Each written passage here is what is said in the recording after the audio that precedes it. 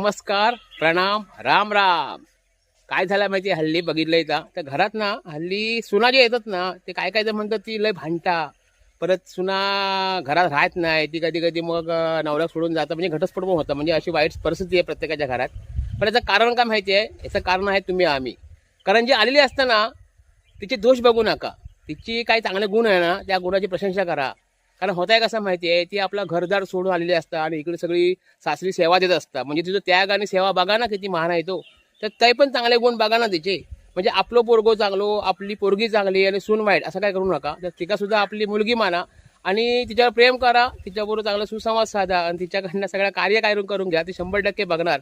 कारण सून ही महत्वाची आहे लक्षात घ्या. आणि सून मिळणं दुर्मिळ झालाय माहिती म्हणजे हो कलियुग आहे. आता सासू ना देवावर प्रार्थना करू लागता की माका आधी सून मिळू देत मला ना त्याच्यामुळे माझं पोरगो माझी पोरगी म्हणजे असं म्हणता ना तशी माझी सून अभिमान असं म्हणा तरच सगळ्या व्यवस्थित होणार आहे.